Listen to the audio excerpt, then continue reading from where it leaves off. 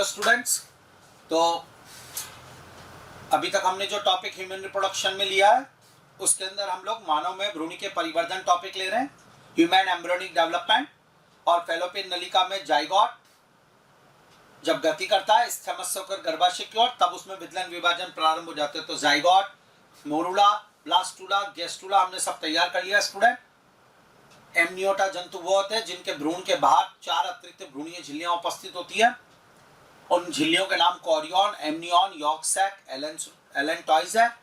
हमने सबको तैयार कर लिया, कुछ क्वेश्चंस भी कर लिए, बढ़िया तैयार हो गया। अब मैं आपको एक और बात बताता हूँ स्टूडेंट, यानी अभी तक अगर हम बात करें तो हमने क्या क्या पढ़ लिया। अगर हम फर्स्ट क्लास के लिए बात करें तो उसमें चरण दिए हुए थे। युग्मक जनन कंप्लीट हो गया है, फिर हुआ था इंसेमिनेशन कंप्लीट, विरेचन, फिर निषेचन वो भी कंप्लीट हो गया, फिर आरोपण इम्प्लांटेशन वो भी फिनिश हो गया। अब स्टूडेंट बच्चा जब चिपक जाता है गर्भाशय के भित्ति से तो उसके बाद ट्रोफोब्लास्ट लेयर, ट्रोफोब्लास्ट परत, इनर सेल मास तो बनाता है भ्रूण, और ट्रोफोब्लास्ट बच्चे को गर्भाशय के भित्ति से जोड़ता है। तब ट्रोफोब्लास्ट परत इम्प्लांटेशन के बाद स्टूडेंट उंगलीनुमा प्रवर्ध बनाती है, और इन उंगलीनुमा प्रवर्ध को बोलते हैं कोरियोनिक विलाई, क्योंकि कोरियन परत जो होती है वही बनाती है ये उंगलीनुमा प्रवर्ध। डबल स्टार स्टूडेंट इम्प्लांटेशन के बाद ट्रोफोब्लास्ट परत उंगलीनुमा प्रवर्ध बनाती है जिन्हें कोरियोनिक विलाई कहते हैं। और ये कोरियोनिक विलाई माता के गर्भाशय की एंडोमेट्रियम में धस जाते हैं स्टूडेंट, और गर्भाशय ऊतक में धसकर स्टूडेंट कोरियोनिक विलाई गर्भाशय ऊतक में धसकर एक रचना बनाते हैं जिसका नाम होता है प्लेसेंटा। तो हमारा बहुत इंपॉर्टेंट टॉपिक अब आया है आज, और वह है प्लेसेंटा। हम प्लेसेंटा को पूरा अच्छी तरीके से पढ़ेंगे स्टूडेंट। अगर मैं आपको बताना चाहूं तो इधर देखिएगा, मान लीजिए मैं इसे भ्रूण की तरह बात करता हूं, यह है फीटस यानी भ्रूण स्टूडेंट, या स्टार्ट ये एम्ब्रियो, भ्रूण कहता है फीटस स्टूडेंट, फीटस एम्ब्रियो भ्रूण दोनों के लिए वर्ड यूज किया जाता है। कब किया जाता है मैं आपको बता दूं, आज ध्यान से सुनेगा। जैसे स्टूडेंट ये फीटस हो गया, 8 सप्ताह बाद स्टूडेंट एम्ब्रियो को फीटस कहा जाता है। स्टार्ट ध्यान से देखिएगा, ये फीटस इस तरीके से स्टूडेंट कुछ उंगलीनुमा प्रवर्ध बनाने का काम करेगा। यह उंगलीनुमा प्रवर्ध मान लीजिए दिस वन, ये और इन उंगलीनुमा प्रवर्ध स्टूडेंट अगर मैं आपको एक बार थोड़ा सा इसको ढंग से बना के देता हूं, ध्यान से देखिएगा स्टूडेंट।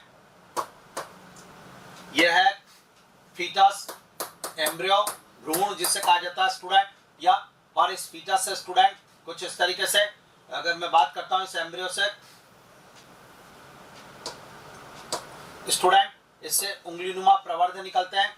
ये उंगलीनुमा प्रवर्ध हो गए, और इन उंगलीनुमा प्रवर्ध का नाम अगर कोई पूछ ले तो जवाब जाता है student chorionic villi.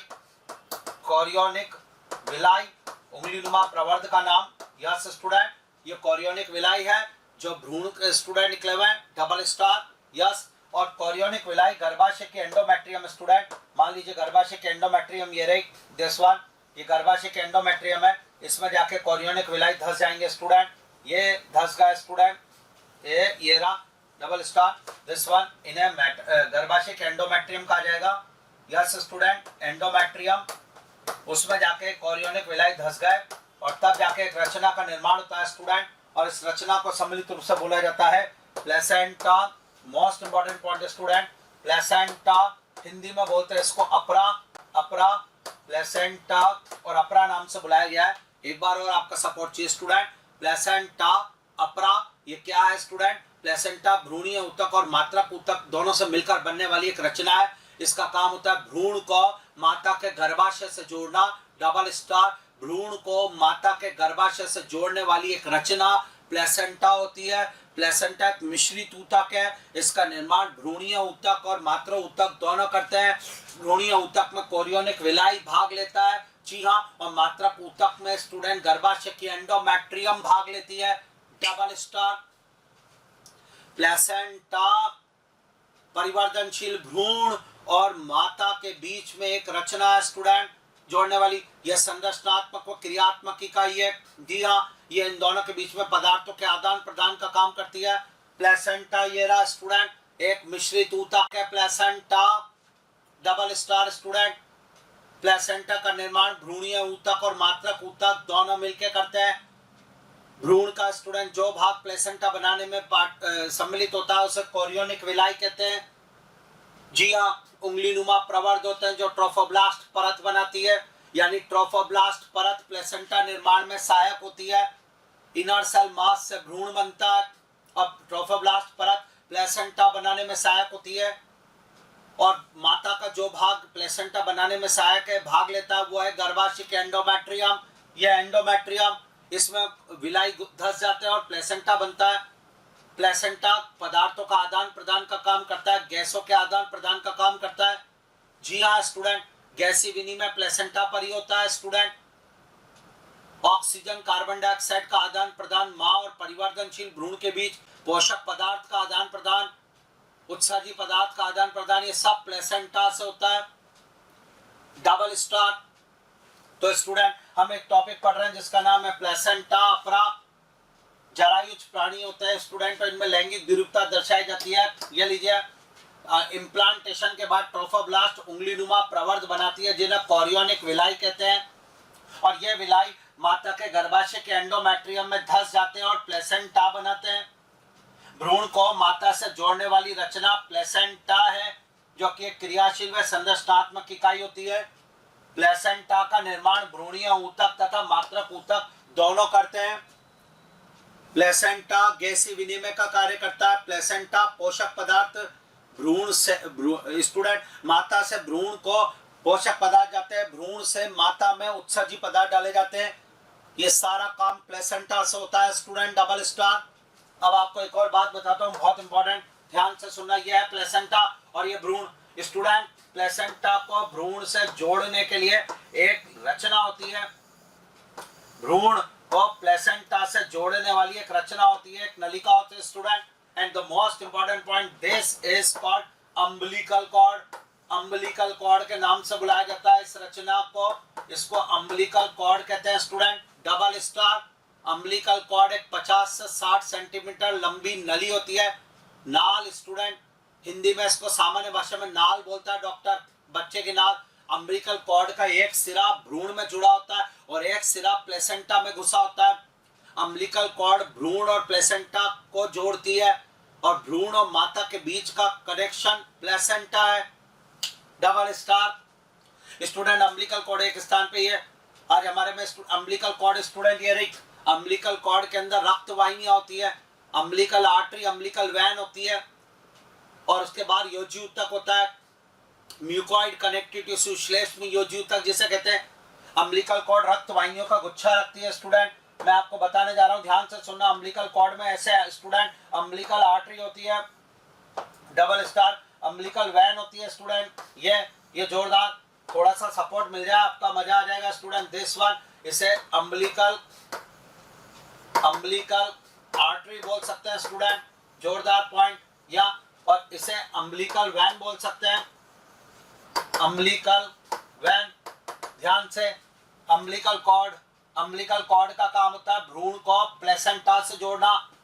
Umbilical cord रक्त वाहिनियों का मिक्सचर होती है, रक्त वाहिनियां होती है इसमें। अम्बिलिकल आर्टरी, अम्बिलिकल वैन होती है मेरे बेटा, और उनके बाहर श्लेष्म योजी ऊतक होता है, म्यूकॉइड कनेक्टिव टिश्यू इंग्लिश में। अम्बिलिकल आर्टरी क्या करती है स्टूडेंट, थोड़ा सा सपोर्ट चाहिए आपका। स्टार्ट। अम्बिलिकल आर्टरी स्टूडेंट क्या करेगी, अम्बिलिकल आर्टरी स्टूडेंट भ्रूण से जो है अशुद्ध रक्त को लेकर प्लेसेंटा की ओर जाएगी स्टूडेंट। भ्रूण से अशुद्ध रक्त को लेकर प्लेसेंटा की ओर जाएगी और अम्बिलिकल वैन गैसीय विनिमय कराकर प्लेसेंटा से रक्त को भ्रूण की ओर लाएगी। यानी अम्बिलिकल वैन ऑक्सीजनेटेड ब्लड, ऑक्सीजनित रक्त को प्लेसेंटा से भ्रूण की ओर ले जाएगी, फिर भ्रूण रक्त को काम में लेगा और फिर गंदा रक्त लेकर अम्बिलिकल आर्टरी वापस प्लेसेंटा की ओर ले जाएगी। Double star. अम्बिलिकल आर्टरी में अशुद्ध रक्त होगा, वीऑक्सीजनित, इंग्लिश में डीऑक्सीजनेटेड ब्लड, और अम्बिलिकल वैन में ऑक्सीजनित रक्त होगा, ऑक्सीजनेटेड शुद्ध रक्त। डबल स्टार स्टूडेंट, आपको नॉलेज दूंगा, धमनी में ऑक्सीजनेटेड ऑक्सीजनित रक्त होता है और शिरा में अशुद्ध रक्त यानी कि डीऑक्सीजनेटेड वीऑक्सीजनित रक्त होता है। लेकिन स्टूडेंट इसका अपवाद एक अम्बिलिकल आर्टरी, अम्बिलिकल वैन आ गया। अम्बिलिकल आर्टरी पीछे धमनी है लेकिन फिर भी रक्त इसमें अशुद्ध है, डीऑक्सीजनेटेड स्टूडेंट। या अशुद्ध रक्त डीऑक्सीजनेटेड ब्लड होगा। ये लीजिए जोरदार, ये पॉइंट आपके सामने, जी हाँ। और अम्लिकल वैन में ऑक्सीजनेटेड ब्लड होगा, शुद्ध रक्त ऑक्सीजनेटेड। ये लीजिए, तो स्टूडेंट अम्लिकल वैन रक्त को प्लेसेंटा से भ्रूण की ओर ले जाती है, अम्लिकल आर्टरी रक्त को भ्रूण से प्लेसेंटा की ओर लाती है। हाँ या ना स्टूडेंट, जोरदार। यहां तक कुछ समझ में आया नहीं है आपको? अम्लिकल आर्टरी, अम्लिकल वैन, ऐसे स्टूडेंट बच्चे के पैदा होने के बाद फेफड़े करते गैसीय विनिमय का काम। लंग्स हमारे में भ्रूणावस्था में प्लेसेंटा पर गैसीय विनिमय होता है पूरे 9 महीने, लेकिन स्टूडेंट बच्चे के पैदा होने के बाद फेफड़े लंग्स में होता है गैसीय विनिमय, और लंग्स में पल्मोनरी आर्टरी अशुद्ध रक्त लेकर आती है और फिर साफ करवा के पल्मोनरी वेन शुद्ध रक्त ले जाती है। यानी डबल स्टार। आज के बाद स्टूडेंट अगर बात की जाए तो पल्मोनरी आर्टरी, जी हाँ स्टूडेंट, पल्मोनरी आर्टरी शरीर की वो धमनी है जिसमें कौन सा रक्त है? डीऑक्सीजनेटेड। और इसी तरीके से स्टूडेंट आपको बताना चाहूंगा पल्मोनरी वेन ये हमेशा फेफड़े से रक्त को बाहर लेकर आती है और ये शुद्ध रक्त लाती है। पल्मोनरी वेन में कौन सा ब्लड है? ऑक्सीजनेटेड। यानी डबल स्टार, दो आर्टरी, दो धमनी ऐसी हो गई जिनके पीछे धमनी है पर रक्त अशुद्ध है, डीऑक्सीजनेटेड। दो शिरा ऐसी हो गई जिनके पीछे शिरा है पर रक्त ऑक्सीजनेटेड है, बोल दे डबल स्टार। और आज के बाद याद, जन्म के पहले भ्रूणावस्था में अम्लिकल आर्टरी और अम्लिकल वैन, और पैदा होने के बाद अम्लिकल आर्टरी अम्लिकल वैन काम नहीं करेगी क्योंकि प्लेसेंटा भी खत्म, अम्लिकल आर्टरी भी खत्म, अम्लिकल वैन भी खत्म। पैदा होने के बाद फेफड़ा काम करेगा, तो पैदा होने के बाद पल्मोनरी आर्टरी और पल्मोनरी वेन। हाँ या ना? पल्मोनरी आर्टरी में भी अशुद्ध रक्त, पल्मोनरी वेन में शुद्ध रक्त। डन। ये एक बात और आपको बताता हूं स्टूडेंट, गैसों का आदान प्रदान प्लेसेंटा पर होता है। माता का रक्त और भ्रूणीय रक्त कभी भी मिश्रित नहीं होते हैं, एक बूंद खून का मिश्रण नहीं होता पूरे गर्भावस्था में। इसलिए स्टूडेंट अम्लिकल कॉर्ड के अंदर जितना भी रक्त बह रहा वो सारा भ्रूण का है। मां का रक्त तो इसके बाद है इधर, डबल स्टार। मां का रक्त यानी मिश्रण नहीं हो गया कभी भी, इसलिए अम्लिकल कॉर्ड में 100% भ्रूणीय रक्त है, पूरा केवल बच्चे का रक्त है। डन। ये इतनी बातें आपको बताई, इतना शानदार। तो प्लेसेंटा क्या है वो बताया, ये स्टार हमारा क्लियर हो गया मेरे बेटा, श्योर।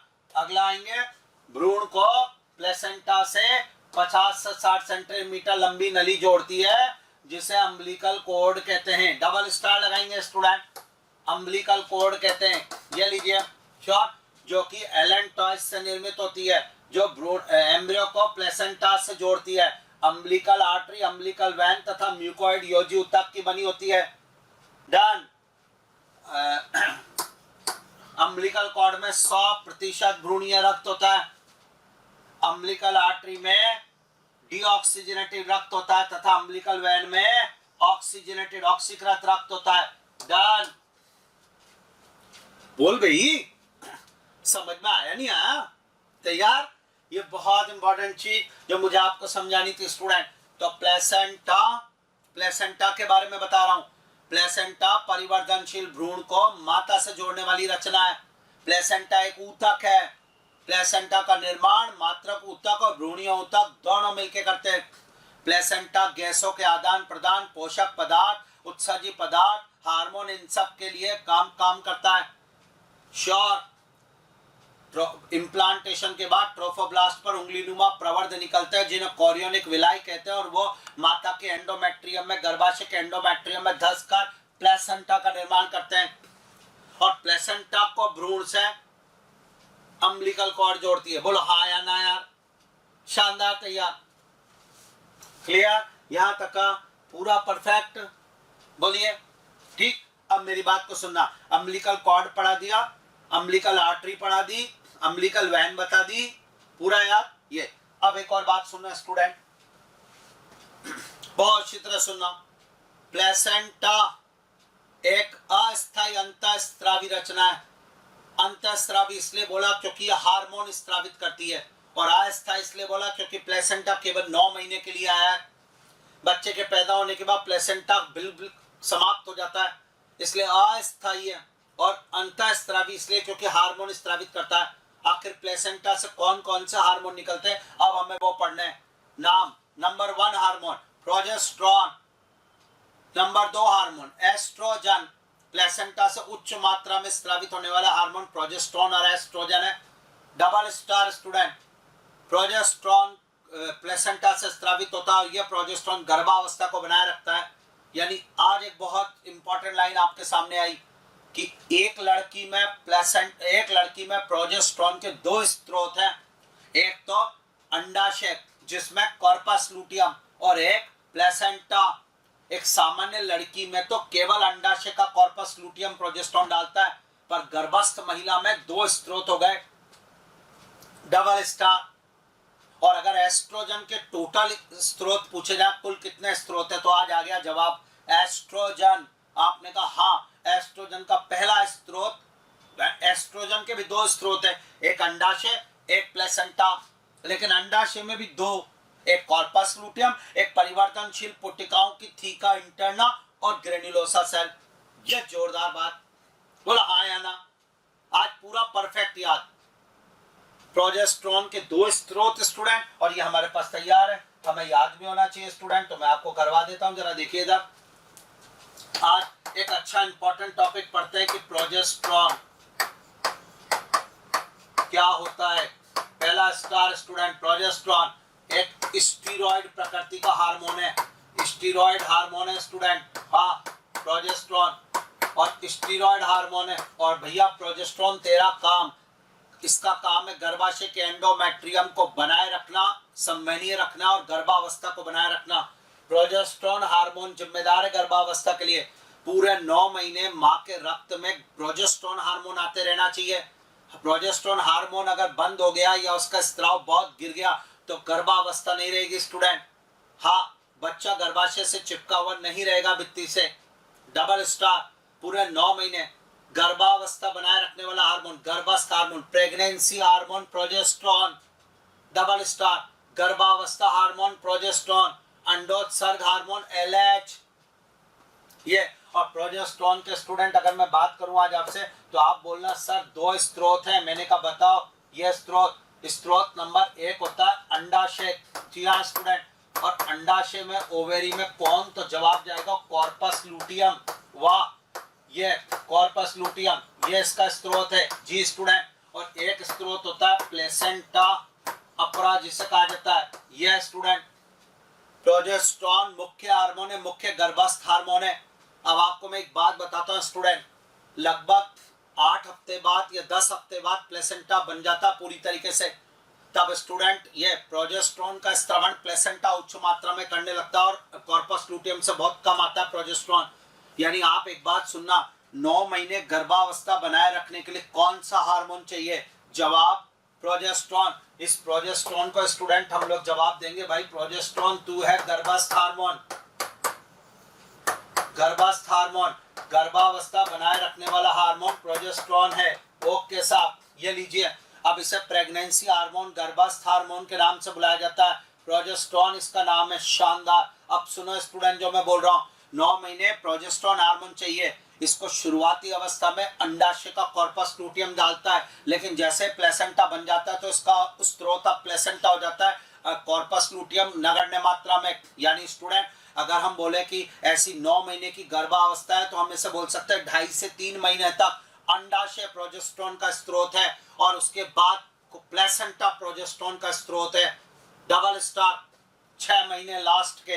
अब अगर स्टूडेंट इस पर एक बहुत जोरदार क्वेश्चन बनता है, एम्स में भी क्वेश्चन आया, और सुनना, यदि किसी गर्भस्थ महिला में स्टूडेंट 5वें महीने में दोनों अंडाशय निकाल दिए गए किसी कारणवश, तो क्या उसके बच्चे पे प्रभाव पड़ेगा? स्टूडेंट क्या बच्चा मर जाएगा, गर्भपात हो जाएगा, या बच्चा सामान्य रहेगा? तो स्टूडेंट डबल स्टार, अंडाशय शुरू के 3 महीने प्रोजेस्टेरॉन डालता बहुत जोरदार, तो इसलिए 3 महीने के पहले अंडाशय नहीं हटना चाहिए। 5वें महीने में आपने का हटाया, अब प्लेसेंटा डाल रहा है, कोई फर्क नहीं, इसलिए सामान्य स्टूडेंट जाएगा जवाब। बोला हाँ या ना? क्योंकि अंडाशय एस्ट्रोजन और प्रोजेस्टेरॉन का स्त्रवण करता है, पर प्लेसेंटा आने के बाद प्लेसेंटा करता है। अब इसी क्वेश्चन को ऐसा पूछा गया, यदि किसी गर्भस्थ महिला में दूसरे महीने में अंडाशय को हटा दिया जाए तो क्या, अब एबॉर्शन होगा, गर्भपात होगा, अब बच्चा मर जाएगा, क्योंकि दूसरे महीने में तो प्लेसेंटा नहीं, अंडाशय प्रोजेस्टेरोन डाल रहा है। डबल स्टार, यानी पूरे 9 महीने जो हार्मोन रक्त में चाहिए वो प्रोजेस्टेरोन, डन। प्रोजेस्टेरोन के स्रोत कितने, 2। शुरू में 3 महीने अंडाशय, बाद में कौन, प्लेसेंटा। अब देख लो साहब क्वेश्चन, बोला हाँ या ना स्टूडेंट। तो ये हमारे पास एक जोरदार एक हार्मोन और ले सकते हो आप चाहो तो स्टूडेंट, आपने कहा एस्ट्रोजन। दूसरा, ये दोनों मादा जनन हार्मोन, ये भी स्टीरॉइड प्रकृति का हार्मोन है। वाह स्टूडेंट वाह, स्टीरॉइड हार्मोन है। अब अगर मैं बात करूं इसमें एस्ट्रोजन का, तो इसका भी स्रोत एक तो प्लेसेंटा, ओके स्टूडेंट, और एक बात करूं मैं इसका अंडाशय।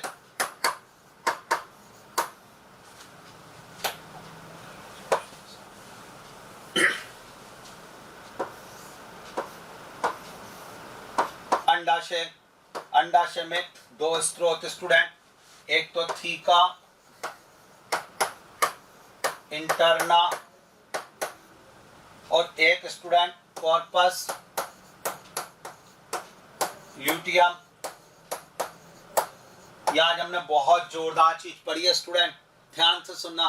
तो आज के बाद प्लेसेंटा से 2 स्टीरॉइड हार्मोन तो निकल रहे हैं, एस्ट्रोजन और प्रोजेस्टेरोन। इसके अलावा प्लेसेंटा से देखिए कौन कौन से हार्मोन निकलते हैं स्टूडेंट, शुरू करते हैं। प्लेसेंटा एक अस्थायी अंतःस्रावी रचना है, इससे निम्न हार्मोन स्रावित होते हैं। पहला प्रोजेस्टेरोन, दूसरा एस्ट्रोजन, ये दोनों स्टीरॉइड हार्मोन है स्टूडेंट, स्टीरॉइड हार्मोन है। और बाकी सारे हार्मोन स्टूडेंट प्रोटीन प्रकृति के होते हैं जो प्लेसेंटा से निकलते हैं। तो प्रोजेस्टेरोन और एस्ट्रोजन के बाद अब अगला देखें, एक hormone important student HCG double star के साथ स्टूडेंट। HCG इसकी फुल फॉर्म होती है human chorionic gonadotropin student. HCG एक हार्मोन और HPL human placental lactogen hormone. G student human placental lactogen hormone. एक hormone HCC human chorionic corticotropin hormone.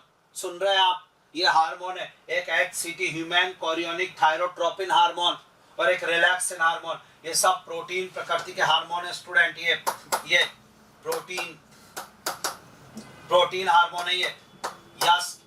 तो आज के बाद प्लेसेंटा तेरे से निकलने वाले हार्मोन की लिस्ट अगर बात की जाए, प्लेसेंटा से progesterone, oestrogen, HCG, HPL, HCC, HCT, relaxin. Sure important है HCG और रिलैक्सिन स्टूडेंट, अभी बताता हूँ स्टार्ट। अब ध्यान से सुनना जो मैं बोल रहा हूँ। HCG हार्मोन ये ट्रोफोब्लास्ट कोशिकाओं से स्रावित होता है स्टूडेंट। निषेचन के बाद 10वें 11वें दिन से ये हार्मोन आने लग जाता है। इसको शुरुआत में ट्रोफोब्लास्ट कोशिका डालती है, बाद में प्लेसेंटा, क्योंकि ट्रोफोब्लास्ट से प्लेसेंटा बना है। HCG human chorionic gonadotropin hormone निषेचन के 10वें 11वें दिन से स्टार्ट हो जाता है इसका स्त्रवण, और उच्च मात्रा में इसका स्त्रवण होता है। आपको मैं बताता हूँ स्टूडेंट HCG काम क्या करता है। HCG अंडाशय में कॉर्पस लूटियम को बनाए रखता है और प्रोजेस्टेरोन के स्त्रवण को प्रेरित करता है। हाँ, रक्त में लगातार प्रोजेस्टेरोन एस्ट्रोजन आते हैं, इस काम के लिए कॉर्पस लूटियम होना चाहिए, और कॉर्पस लूटियम को बनाए रखने के लिए HCG है। यानी HCG कॉर्पस लूटियम को बनाए रखता है और रक्त में प्रोजेस्टेरोन के स्तर को बनाए रखता है। Double star. मुख्य गर्भावस्था हार्मोन प्रोजेस्टेरोन है या नहीं है। अगर प्रोजेस्टेरोन आता रहेगा तो गर्भावस्था बनी रहेगी। अब प्रोजेस्टेरोन का स्त्रवण लगातार होता रहना चाहिए, इस काम के लिए HCG अंडाशय में कॉर्पस लूटियम को बनाए रखता है। जब स्टूडेंट प्रोजेस्टेरोन का स्त्रवण पूरी तरीके से प्लेसेंटा संभाल लेता है, तब HCG का स्तर गिरने लग जाता है और HCG बंद होने लग जाएगा, इसकी मात्रा कम। तो डबल स्टार के साथ स्टूडेंट HCG 10वें दिन से स्टार्ट हो जाता है निषेचन के बाद। जी हाँ, इम्प्लांटेशन होने लगता है 7वें 8वें दिन, उसके बाद HCG आता है। HCG उच्च मात्रा में आता है, ये अंडाशय में कॉर्पस लूटियम को बनाए रखता है जोरदार, जिससे प्रोजेस्टेरोन का स्त्रवण होता है। क्लियर, ये इंपॉर्टेंट लाइन। तो HCG के बारे में, HCG क्या होता है जरा देखिए स्टूडेंट। प्रोजेस्टेरोन एक गर्भाशय हार्मोन है, गर्भस्थ हार्मोन। इसका स्रोत अंडाशय तथा प्लेसेंटा होते हैं। Yellow double star. अगला स्टूडेंट, HCG का स्त्रवण ट्रोफोब्लास्ट कोशिकाएं करती है। HCG कॉर्पस लूटियम को बनाए रखता है और प्रोजेस्टेरोन तथा एस्ट्रोजन का स्त्रवण जारी रखता है। बहुत क्वेश्चन आ गए स्टूडेंट इसके ऊपर, बहुत सारे।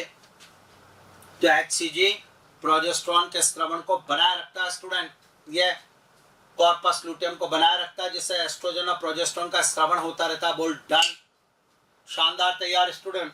जो मैं बोल रहा हूँ मुझे लग रहा है समझ में आ रहा है, क्लियर। अब सुनना स्टूडेंट, एक और बात बताता हूँ।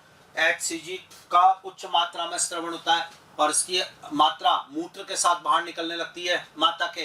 तो आज के बाद डबल स्टार स्टूडेंट, माता के मूत्र में HCG की उपस्थिति चेक की जाती है और यही गर्भस्थ परीक्षण प्रेगनेंसी टेस्ट का आधार है।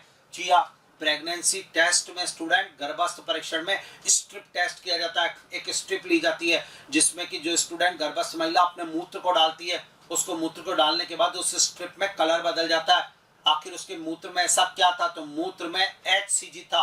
आज के बाद ध्यान से सुनना, अगर मूत्र में HCG आएगा तो ही स्ट्रिप का कलर बदलेगा। और मूत्र में HCG कब आएगा? जबकि वो प्रेग्नेंट होगी, क्योंकि HCG केवल ट्रोफोब्लास्ट कोशिकाओं से स्रावित होता है और ट्रोफोब्लास्ट जब भी बनता है जबकि गर्भस्थ महिला हो। जी हाँ, सामान्य लड़की में ट्रोफोब्लास्ट नहीं है तो उसके मूत्र में HCG नहीं होगा स्टूडेंट।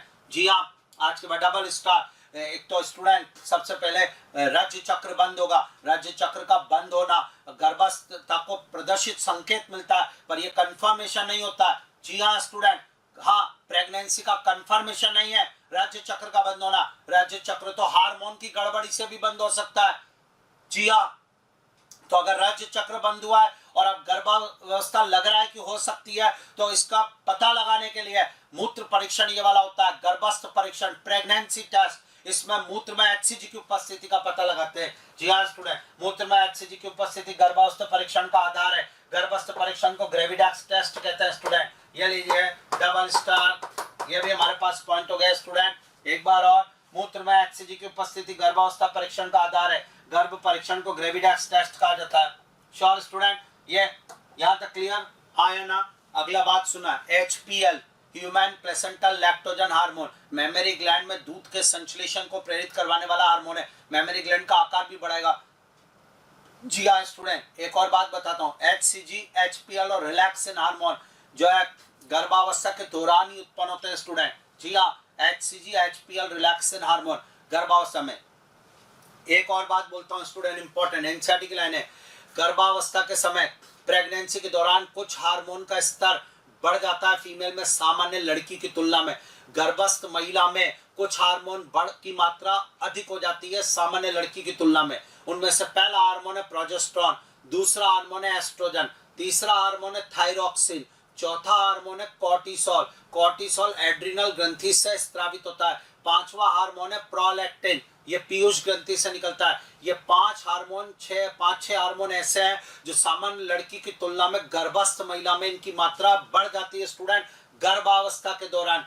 Double star. ये तो एनसीईआरटी की लाइन पहले, HCG, HPL, रिलैक्सिन का स्त्रवण गर्भावस्था के दौरान होता है। ये लीजिए स्टूडेंट, ये रहा, गर्भावस्था के समय माता के रक्त में progesterone 1, oestrogen 2, prolactin 3, cortisol 4, thyroxine 5 का स्त्रवण बढ़ जाता है। Double star student. एनसीईआरटी की लाइन है दोनों की दोनों, और हमें दोनों पे इंपॉर्टेंट लगाना है क्योंकि एनसीईआरटी में स्टेटमेंट बनकर आएगा और ये क्वेश्चन जरूर आएगा। कौन कौन से हार्मोन गर्भावस्था के समय बढ़ेंगे स्टूडेंट? गर्भावस्था के दौरान प्रोजेस्टेरोन उच्च, एस्ट्रोजन उच्च, प्रोलैक्टिन उच्च, कॉर्टिसोल उच्च, थायरॉक्सिन उच्च।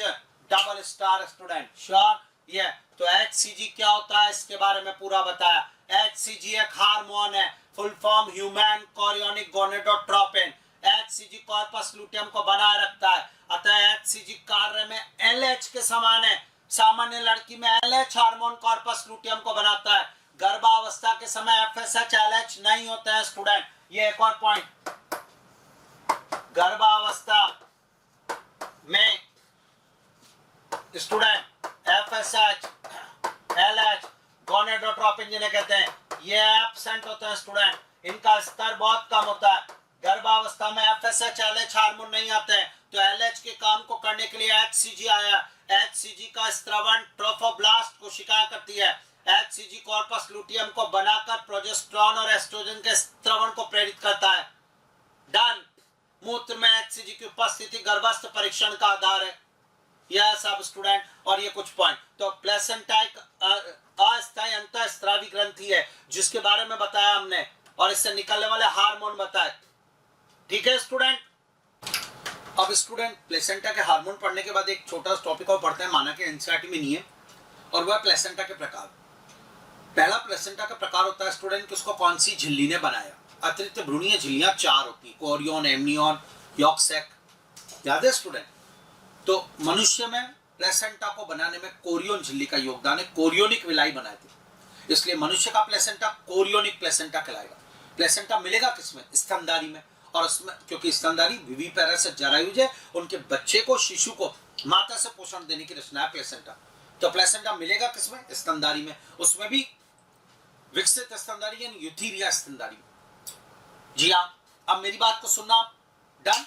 अब कोरियन लेयर बनाती है, इसलिए कोरियोनिक प्लेसेंटा पहला। तो प्लेसेंटा के प्रकार, उसमें पहला टॉपिक स्टूडेंट कोरियोनिक प्लेसेंटा। इसका मीनिंग बताऊंगा। प्लेसेंटा का निर्माण कोरियन परत द्वारा हुआ, इसलिए इसको कोरियन पर प्लेसेंटा के निर्माण में भूमिका रखती है। ये लो डन। अगला प्लेसेंटा का प्रकार स्टूडेंट, और वो बताता हूं आपको, डेसिडुएट प्लेसेंटा। पहले आप दिमाग में रख लो कि 99.9 नहीं आएगा, हम तो नॉलेज ले रहे हैं और हमें चाहिए कि ठीक है टॉपिक में है। तो एक होता है डेसिडुएट प्लेसेंटा। या स्टूडेंट इस प्लेसेंटा का मतलब क्या होता है स्टूडेंट? अगर जो प्लेसेंटा को बनाने में जो विलाई है वो एंडोमेट्रियम में धसे हो, अच्छी तरीके से उससे मिक्स हो जाए, और शिशु जन्म के समय गर्भाशय के ऊतक की हानि हो, रक्त हानि हो, तब इसे कहते हैं डेसिडुएट प्लेसेंटा। और एक अगर ऐसा हो कि प्लेसेंटा को बनाने वाले विलाई केवल एंडोमेट्रियम को स्पर्श कर रहे हो, उसमें धसे हुए नहीं हो, और शिशु जन्म के समय गर्भाशय के ऊतक की हानि नहीं हो, तब उसे कहते हैं नॉन डेसिडुएट प्लेसेंटा। पर मनुष्य में विलाई एंडोमेट्रियम में धसे होते हैं, तो मनुष्य का प्लेसेंटा डेसिडुएट प्लेसेंटा कहलाएगा। तो अगला प्लेसेंटा डेसिडुएट प्लेसेंटा, मनुष्य का वर्गीकरण नंबर 2, टाइप नंबर 2 प्रकार। और वो क्यों? क्योंकि मनुष्य में विलाई गर्भाशय ऊतक में धसे होते हैं, अतः जन्म के समय गर्भाशय ऊतक व रक्त की हानि होती है। बोल डबल स्टार। ये लीजिए स्टूडेंट। श्योर? क्लियर मानू? अगला आओ स्टूडेंट, और बताना आपको जोरदार बात। स्टूडेंट अगला प्लेसेंटा होता है डिस्कॉइडल। मनुष्य का कौन सा प्लेसेंटा है स्टूडेंट? जो विलाई होते हैं वो अगर भ्रूण पर पूरी तरफ से बने या चारों तरफ भ्रूण के विलाई बने, तब इसे कहते हैं विस्तृत प्लेसेंटा, डिफ्यूज। पर अगर विलाई केवल आरोपण वाले स्थान पर एक डिस्क के रूप में बने, तब इसे कहते हैं डिस्कॉइडल। तो मनुष्य में स्टूडेंट प्रारंभ में तो विलाई पूरे भ्रूण पर उपस्थित होते हैं, किंतु बाद में केवल आरोपण वाले स्थान पर एक डिस्क के रूप में निकलते हैं, इसलिए मनुष्य का प्लेसेंटा डिस्कॉइडल प्लेसेंटा कहलाएगा, क्योंकि विलाई आरोपण वाले स्थान पर डिस्क के रूप में उपस्थित होती है। जी हाँ स्टूडेंट। एक और प्रकार हीमोकोरियल प्लेसेंटा। इसका मतलब क्या है? इसका मतलब यह है स्टूडेंट कि मनुष्य में जो विलाई होते हैं वो माता के रक्त में डूबे हुए होते हैं, यानी माता के रक्त के पहले के अवरोधक नहीं पाए जाते हैं, और विलाई माता के रक्त में डूबे हुए होते हैं। भ्रूण का रक्त और माता का रक्त मिश्रित नहीं होता है, पर कोरियोनिक विलाई माता के रक्त में है, डूबे हुए हैं। तो हीमोकोरियल प्लेसेंटा मात्रा रक्त में डूबे होते हैं विलाई, इसलिए मात्रा रक्त अवरोध अनुपस्थित होता है स्टूडेंट। जी हाँ, इसे कहते हैं हीमोकोरियल प्लेसेंटा। तो ये 4 प्रकार दिए। कोरियन लेयर ने बनाया, इसलिए कोरियोनिक प्लेसेंटा। विलाई अच्छी तरीके से मात्र ऊतक में एंडोमेट्रियम में धसे, इसलिए डेसिडुएट प्लेसेंटा। विलाई केवल इम्प्लांट आरोपण वाले स्थान पर डिस्क के रूप में उपस्थित, इसलिए डिस्कॉइडल प्लेसेंटा। और विलाई माता के रक्त में डूबे हुए हैं, तो माता के रक्त के अवरोधक नहीं है मातृ ऊतक में, तो इसे हीमोकोरियल प्लेसेंटा। तो ये प्लेसेंटा के प्रकार भी हमने ले लिए स्टूडेंट। तो हमारे पास एक जोरदार टॉपिक तैयार हुआ, प्लेसेंटा एक अस्थायी अंतःस्रावी रचना। एनसीईआरटी की सारी लाइनें तैयार है हमारे पास। कौन कौन से हार्मोन प्लेसेंटा से निकलते हैं वो तैयार। मुख्य गर्भस्थ हार्मोन, आज के बाद प्रोजेस्टेरॉन, प्रोजेस्टेरॉन के स्रोत आज के बाद 2 हो गए, एक अंडाशय का कॉर्पस लुटियम और एक गर्भस्थ महिला में प्लेसेंटा भी स्टूडेंट। डन। सारे क्वेश्चन बिल्कुल परफेक्ट तैयार। HCG क्या है हमें तैयार हो गया स्टूडेंट। ये हमारे पास एक बहुत जोरदार पॉइंट आया। श्योर, गर्भावस्था के समय थायरॉक्सिन उच्च, प्रोजेस्टेरोन उच्च, एस्ट्रोजन का स्तर उच्च, प्रोलैक्टिन बढ़ेगा, कोर्टिसोल बढ़ेगा, डन। लेकिन FSH-LH निम्न। गर्भावस्था के समय स्टूडेंट ग्रेफिन पुटिका का निर्माण नहीं, राज्य चक्र मेंस्ट्रुअल साइकिल नहीं, अंडोत्सर्ग नहीं, डन। या स्टूडेंट जो पॉइंट्स आपको बताने थे मुझे, सारे इंपॉर्टेंट पॉइंट। और अब मैं आपको बताता हूं स्टूडेंट, ध्यान से सुनना। अगला टॉपिक हमारा क्या है स्टूडेंट, बच्चा चिपक गया गर्भाशय की भित्ति से, इम्प्लांटेशन इसे बोला। यहां से लेकर गर्भाशय की भित्ति से चिपकने से लेकर स्टूडेंट शिशु जन्म तक के बीच का समय गर्भकाल कहलाता है। डबल स्टार गर्भकाल कहलाएगा स्टूडेंट। प्रेगनेंसी पीरियड, जनन चक्र का 5वां चरण, युग्मक जनन कंप्लीट, विरेचन कंप्लीट, निषेचन कंप्लीट, इम्प्लांटेशन कंप्लीट। बच्चा चिपक गया, प्लेसेंटा भी बन गया। अब स्टूडेंट इम्प्लांटेशन से लेकर शिशु जन्म तक के बीच का यह अवधि गर्भकाल, 5वां चरण पढ़ा रहा हूं मैं, वो होता है। और मनुष्य में गर्भकाल की अवधि 9 महीने के आसपास होती है स्टूडेंट। डबल स्टार अवधि 9 महीने के आसपास होती है स्टूडेंट। ये तो इम्प्लांटेशन से लेकर शिशु जन्म के बीच का अंतराल गर्भकाल कहलाता है। मनुष्य में ये 9 महीने का होता है। ये लीजिए स्टूडेंट, ये स्टूडेंट भ्रूण की वृद्धि हो रही है नहीं हो रही है इसका पता सबसे पहले कैसे लगाते हैं डॉक्टर्स? जी हाँ, स्टेथोस्कोप से माता के पेट के ऊपर ऐसे स्टेथोस्कोप रखकर परिवर्तनशील भ्रूण की धड़कन को सुना जाता है। इससे पता चलता है, धड़कन से पता चलता है स्टूडेंट की बच्चे की वृद्धि हो रही है कि धड़कन बंद, तो इसका मतलब बच्चे की वृद्धि नहीं हो रही और वो मर गया अंदर। तो सबसे पहले फर्स्ट साइन, प्रथम संकेत परिवर्तनशील भ्रूण का क्या है? वह स्टूडेंट परिवर्तनशील का भ्रूण का वह संकेत यह है स्टूडेंट, स्टेथोस्कोप से उसकी धड़कनों को ध्यान से पूर्वक सुना जा सकता है। या स्टूडेंट अब किस महीने क्या बना हमें यह पता होना चाहिए स्टूडेंट। अच्छी तरीके से ध्यान से सुन ले जो मैं बता रहा हूं। 9 महीने का गर्भकाल है, एक बार और प्रेगनेंसी पीरियड 9 मंथ्स का है, बिल्कुल साफ। पहला संकेत क्या है परिवर्तनशील भ्रूण का, उसका पता लगाने का तरीका है स्टेथोस्कोप से उसकी हृदय धड़कनों को ध्यान पूर्वक सुना जाए। अब 9 महीने के गर्भकाल को स्टूडेंट 3-3 महीने के 3 भागों में विभाजित किया जाता है और इसे ट्रिमेस्टर बोला जाता है। त्रिमाही, ट्रिमेस्टर 3 महीने का एक भाग, ट्रिमेस्टर त्रिमाही कहलाता है स्टूडेंट। तो अगर 9 महीने का गर्भकाल है तो टोटल ट्रिमेस्टर कितने हुए? 3 हुए। फर्स्ट ट्रिमेस्टर 3 महीने तक, दूसरा ट्रिमेस्टर 6 महीने तक, फिर अगला 9 महीने तक। जी हाँ स्टूडेंट, ये होगा डन। तो फर्स्ट, अब मेरी बात को सुनना, पहला महीना समाप्त होने पर end of the first month student heart बनता है। जी हाँ, फर्स्ट प्रथम महीना समाप्त होने पर हार्ट डेवलप हो जाता है स्टूडेंट। कौन सा अंग किस महीने बना हम वो पढ़ रहे हैं, एनसीईआरटी की लाइन है, मेसाकोलम आता है, बढ़िया परफेक्ट करा रहा हूं। तो पहला महीना फर्स्ट मंथ स्टूडेंट दोबारा समाप्ति पर हार्ट बन जाएगा। पहला सप्ताह पूरा होने पर इम्प्लांटेशन हो जाता है। पहला सप्ताह पूरा होने पर इम्प्लांटेशन हो जाता है। पहला महीना पूरा होने पर हार्ट डेवलप होता है स्टूडेंट। तो गर्भावस्था के प्रथम महीने की समाप्ति पर कौन सा अंग बना? हार्ट। ये first point, double star, NCERT की लाइन स्टूडेंट। उसके बाद सेकंड मंथ की समाप्ति पर स्टूडेंट, सेकंड मंथ की समाप्ति पर लिम्स और डिजिट्स डेवलप हो जाते हैं स्टूडेंट। जी हाँ, लिम्स और डिजिट्स स्टूडेंट, पाद और उंगलियां। गर्भावस्था के सेकंड महीने, सेकंड मंथ की समाप्ति पर लिम्स और डिजिट्स का निर्माण हो जाता है, ये विकसित हो जाते हैं। बोलो डबल स्टार, ये भी हमारा क्लियर हुआ स्टूडेंट। मोस्ट इंपॉर्टेंट पॉइंट, तो गर्भावस्था के सेकंड मंथ के एंड होने पर, फर्स्ट मंथ के एंड होने पर हार्ट, सेकंड मंथ के एंड होने पर लिम्स और डिजिट्स। डन, बोलिए हाँ भाई, बिल्कुल परफेक्ट यार, बहुत अच्छा स्टूडेंट, यहां तक का। अब आगे का भी देखते हैं स्टूडेंट। तो फर्स्ट मंथ की समाप्ति पर हार्ट बन गया, सेकंड मंथ की समाप्ति पर हुई तो लिम्स और डिजिट्स बन गए। अब आया थर्ड मंथ की समाप्ति, यानी इसे ये भी बोल सकते 12वां सप्ताह पूर्ण होने पर। थर्ड मंथ का एंड मतलब 12वां सप्ताह, एंड ऑफ 12th वीक।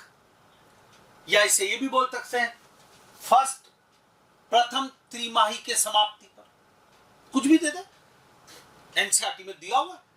और तब स्टूडेंट डबल स्टार मुख्य अंगवय तंत्र का निर्माण हो जाता, मेजर ऑर्गन सिस्टम, जैसे लिम्स, जैसे बाह्य जननांग, एक्सटर्नल जेनिटलिया, बाह्य जननांग जो होते हैं उनका थर्ड मंथ की समाप्ति पर उद्भव होने लग जाता है स्टूडेंट। तो मुख्य मेजर ऑर्गन सिस्टम, शरीर के मुख्य अंग तंत्र भ्रूण के जो बनते वो तीसरा महीने के समाप्ति पर हो जाते हैं।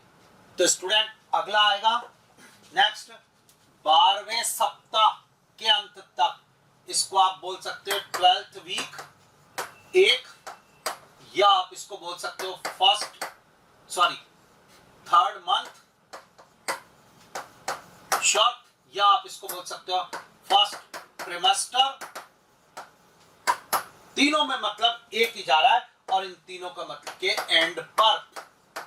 यस स्टूडेंट, 12वें सप्ताह के अंत पर, पहली तिमाही के अंत पर, या थर्ड मंथ के अंत पर क्या बनेगा, मुख्य अंगवय तंत्र की रचना हो जाती है। उदाहरण के लिए बाह्य जननांग बाद अच्छी तरह विकसित हो जाते हैं लिम्स।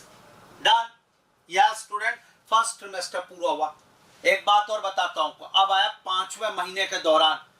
5वें महीने के दौरान बच्चा गति प्रदर्शित करता है, पहली बार मूवमेंट बच्चे में देखने को मिलते हैं, और उसके सिर के ऊपर बाल आ जाते हैं स्टूडेंट। सबसे पहले सिर के ऊपर बाल आते हैं स्टूडेंट। 5वें महीने के दौरान बच्चा जो गति प्रदर्शित करता है, मूवमेंट, पहली बार गतिशीलता दर्शाता है, तो गतिशीलता और सिर पर बाल 5वें महीने के दौरान। बोलते डन। ये एक और, तो गर्भावस्था के 5वें महीने के दौरान गर्भ की पहली गतिशीलता और सिर पर बालों का आना ये देखा जाता है। Double star NCERT line student. उसके बाद आया स्टूडेंट 6ठे महीने की समाप्ति पर, यानी 6th मंथ के एंड पर। इसके ये हो गया 6th मंथ, या तो इसको यूं बोलो, या इसको सेकंड ट्रिमेस्टर त्रिमाही बोलो। ओके, या एनसीईआरटी कहती है 24वां हफ्ता, या स्टूडेंट 24th वीक। इन तीनों का मतलब एक ही जा रहा है, और इसके समाप्ति पर मतलब एंड ऑफ स्टूडेंट। तो end of 6th month, end of second trimester, end of 24th week. 6ठे महीने की समाप्ति पर, दूसरी तिमाही के समाप्ति पर, या 24वें हफ्ते के समाप्ति पर पूरे शरीर पर छोटे छोटे पतले पतले बालों से आवृत हो जाता है पूरा शरीर। और स्टूडेंट आई लीड्स, पलके जिन्हें कहते हैं, पृथक हो जाती है, और आई लीड्स पर जो बारीक बाल होते हैं पलकों पर, उन्हें आईलैशेस कहते हैं इंग्लिश में, आईलैशेस, ये भी इनका निर्माण हो जाता है। ये 6ठे महीने की समाप्ति पर है। तो गर्भावस्था के 6ठे महीने की समाप्ति पर शरीर छोटे बालों से आवृत हो जाता है, पलकें पृथक हो जाती है, और आंखों की पलकों पर बाल आईलैशेस का निर्माण हो जाता है। डन। एक बार और, गर्भावस्था के 6ठे महीने की समाप्ति पर शरीर पर छोटे बालों से आवृत हो जाता है, पलकें पृथक हो जाती है, और आंखों की पलकों पर बालों का निर्माण हो जाता है। यह स्टूडेंट किस महीने क्या बना, हर बार पूछा जाता है, ठीक है, और पूरी तरह विकसित भ्रूण बनकर बाहर आ जाता है। स्टूडेंट ध्यान से सुने जो मैं बोल रहा हूं, मुझे लग रहा है डॉट क्लियर हुई बात। ये तो स्टूडेंट इसको रिवाइज करें यार, कुछ बहुत जोरदार तैयार करने के लिए। किस महीने क्या बना, अगर मैं आपसे बोलता हूं फर्स्ट मंथ की समाप्ति पर, तो स्टूडेंट जवाब जाएगा हार्ट शॉर्ट। चलिए आपको मैं ऑब्जेक्टिव पैटर्न के लिए तैयार करा रहा हूं। अगला स्टूडेंट सेकेंड मंथ की समाप्ति पर, अब ये पूछा गया दूसरा महीना समाप्त हुआ है, तो लिम्स और डिजिट्स स्टूडेंट क्या बन जाएगा, इंग्लिश में लिम्स और डिजिट्स स्टूडेंट, और हिंदी में हाथ प्लस अंगुलियां स्टूडेंट। ये लीजिए, डन हुआ साहब। अगला बता भाई, अगला स्टूडेंट थर्ड मंथ की समाप्ति पर, इसको स्टूडेंट हम लिख सकते हैं डबल स्टार के साथ 12th वीक, 12वां सप्ताह की समाप्ति पर क्या बन जाएगा स्टूडेंट, बात अब आएगी मुख्य अंग व तंत्र स्टूडेंट, इनका निर्माण हो जाएगा। मुख्य अंग व तंत्र का निर्माण, जोरदार तैयार। स्टूडेंट्स ध्यान से सुनना, इस बीच में बाह्य जननांग, बाह्य जननांग, लिम्स, इनका निर्माण हो जाएगा। चलिए साहब अगला बोलो। 5th मंथ, 5वें महीने के दौरान, ध्यान से सुनेंगे स्टूडेंट, 5वें महीने के दौरान क्या बनेगा, क्या होगा। तो स्टार्ट, जवाब दिया साहब। फर्स्ट मूवमेंट, प्रथम गतिशीलता, पहली बार गतिशीलता दर्शाई जाएगी इसी महीने। प्लस सिर पर बाल, बाल आना। यस स्टूडेंट, ये डन हुआ। बोलिए तैयार है यहां तक, ये हो गया। ये हमारे पास 5th मंथ के दौरान क्या हुआ। 6th मंथ के समाप्ति पर स्टूडेंट, 6th मंथ की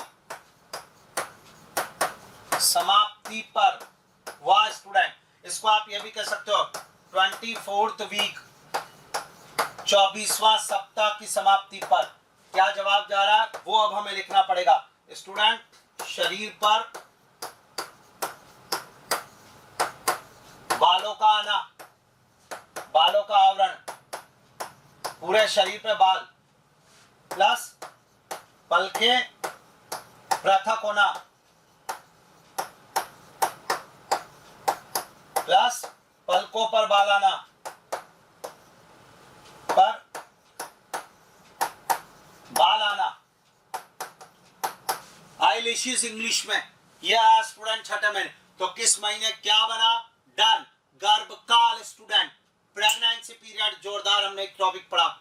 तो गर्भकाल स्टूडेंट, इससे रिलेटेड आपको बताया मैंने आपको। और 9 मंथ पूरा होने पे पूर्ण विकसित भ्रूण बन जाएगा स्टूडेंट, ये लीजिए। तो इस तरीके से किस महीने क्या बना और उसको अच्छी तरह सुनने का क्या तरीका ये बताया। तो हमने 5वां चरण गर्भकाल पूरी तरीके से तैयार कर लिया स्टूडेंट। बताइए समझ में आया नहीं आया, डन यहां तक का। तो स्टूडेंट प्लेसेंटा और गर्भकाल, ये 2 टॉपिक ये भी हमारे क्लियर हो गए। एनसीईआरटी में एक लाइन और दी हुई स्टूडेंट इसी टॉपिक में, प्रेगनेंसी पीरियड गर्भकाल में। और उसने बोला मनुष्य का गर्भकाल तो 9 महीने का होता है, श्योर। लेकिन मनुष्य के अलावा स्टूडेंट उन्होंने पूछा है कि डॉग का, कैट का, एलिफेंट का प्रेगनेंसी पीरियड यानी गर्भकाल बताइए। तो हम एक काम करते हैं स्टूडेंट, इसको तैयार कर लेते हैं। ध्यान से देखिएगा, दिस वन, ये अगर हमसे पूछा जाए तो जिससे डॉग का गर्भकाल एनसीईआरटी ने दिया हुआ नहीं है, क्वेश्चन बनाया, लगभग 60 डेज के आसपास होता है स्टूडेंट डॉग का। और कैट का भी यही होता है स्टूडेंट। डॉग के अलावा अगर कैट की बात की जाए तो कैट का गर्भकाल भी अगर पूछा जाए तो वो यही जाएगा। कैट का गर्भकाल 60 डेज के आसपास ही होता है स्टूडेंट, 60 से 65 दिन के बीच होता है, 64-62 दिन करीब। तो 60 से 65 दिन के आसपास। एलिफेंट का गर्भकाल बहुत जबरदस्त है स्टूडेंट। एलिफेंट का गर्भकाल जो होता है वो स्टूडेंट 640 दिन के आसपास होता है स्टूडेंट, 620 से 640 डेज के आसपास होता है।